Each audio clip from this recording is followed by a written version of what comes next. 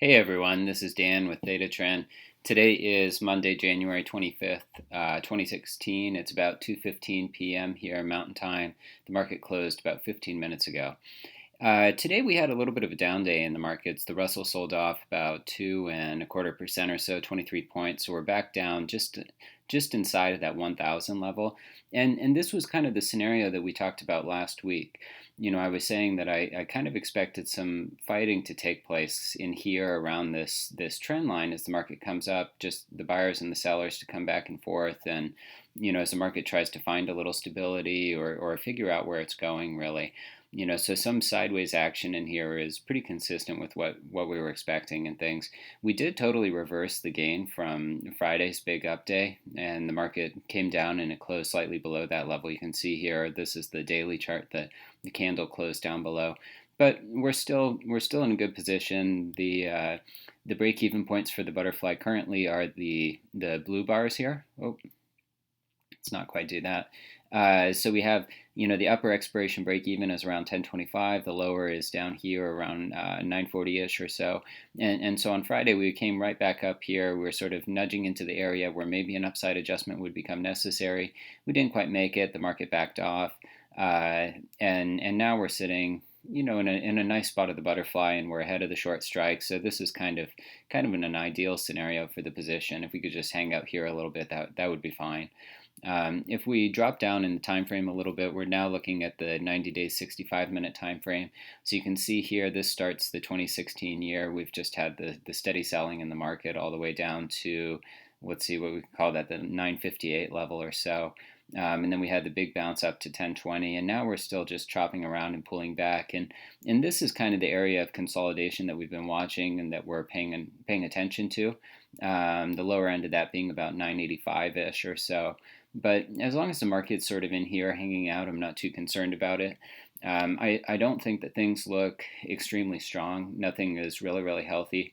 We came up to the 10-day moving average here, which is declining, the red line, and we sold off today. We ended the day back below the declining 5-day moving average. And so the market in general is just relatively weak right now, and we're not seeing a lot of follow through. In the past couple of years, we got used to these situations where you were able to just jump in and buy the dip, but the environment has definitely changed, at least so far this year, and we don't know how it's all going to play out, but for the time being, it just makes sense to stay cautious and expect that most of these little rallies are probably going to resolve themselves to the downside. We almost have a lower low in here as well on the 65-minute time frame, sort of violating this level down here around 995 or so. Would make a lower low. So that could certainly happen overnight. It could happen tomorrow. We'll just have to wait and see what happens. But let's just, for context, we'll take a look at this chart again. So again, we're looking at the 1025 level is the blue line. The green line here is 1040. So this was the original expiration break even, and we made one adjustment to the position, which was to roll it down. And the reason we did this with the March CIB is just that we had this big sell-off here back on, it looks like January 20th. And we pushed all the way down and we hit the downside roll point. So we took off the position, moved it lower, and this is what we're sitting in right now. We don't know if the market's going to go higher from here, if it's going to go lower from here. It doesn't really matter. We're just going to move the position and try to keep up with it. So for the time being, we're in a good shape. But let's take a look today. So this is the trade tracking spreadsheet that I've been using to track the positions. And up here at the top, you'll notice that I just keep track of the spot Russell price when I enter the trade, the at-the-money IV when I get in, and that gives me an idea sort of like the one-day standard deviation move, 20-day, 40-day. And I just like to look at this to get an idea of how much the market might move on a given day. But what we can see here, this was our original trade.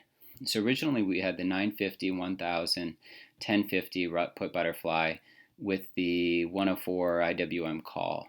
And when we hit that downside roll point, which was the day after entering this position, so this took place on 120, this was the entry date. We got out of that when we made the roll adjustment on 120 the following day, and we locked in a loss of $7 or so after commissions. So let's just keep that number in mind, $7. And then on 120, you can see the market, after selling off, rallied back up higher, so I went ahead and reopened the trade using a 55-point butterfly and I ended up with the 925, 980, 1035 in the 102 March call. So this is just, the spreadsheet that we're using to track the position. If we end up in another butterfly, I'll add to it here down below, and we'll insert the cells, and there will be a new body that opens up. But this was the initial position. This was the close to roll, and then this is the new trade that we're currently in right now. So I'm going to go ahead and just close that out. And let's go take a look at the RIFs graph. So what I've done here is, if you recall, this is a picture of the position. I said that we had locked in a loss of $7.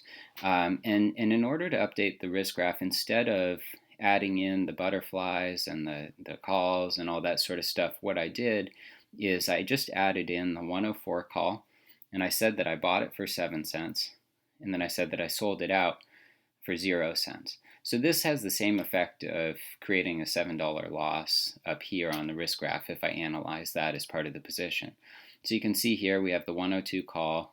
Down below here we have the 925, 980, 1035 butterfly as well. At the close today, the prices might still sort of be settling. It's only 20 minutes after. It seems like the settlement prices bounce around for about a half hour or so after the market's closed. But right now we closed here at 997 and some change. The delta on the position is negative 132. It's pretty healthy right here. Gamma is negative 4. Theta is 662 or so. There's a little negative vega, which is not really accurate anyway, but it's the position vega. And there's an open profit of about $35 or so, and that's including that $7 loss. So, I mean, we've been in the trade for about a week now or so. I think it was 6 days to be exact, and we're just kind of bouncing around, and we'll see what happens. On the upside, again, the level that we're kind of watching for an upside adjustment is around 1025. On the downside, we'll probably let the market get all the way down here into the neighborhood of 940 before doing anything. And keep an eye on the trade and just sort of see how this T+0 line takes shape as the trade progresses. But that's all I have for today. It's a pretty quick update. There's not a lot to say. The market came back down. That helped the position, and everything looks good for the time being. I hope that helped. If you have any questions, feel free to send me an email, info@thetatrend.com. Have a great night. Thanks for watching.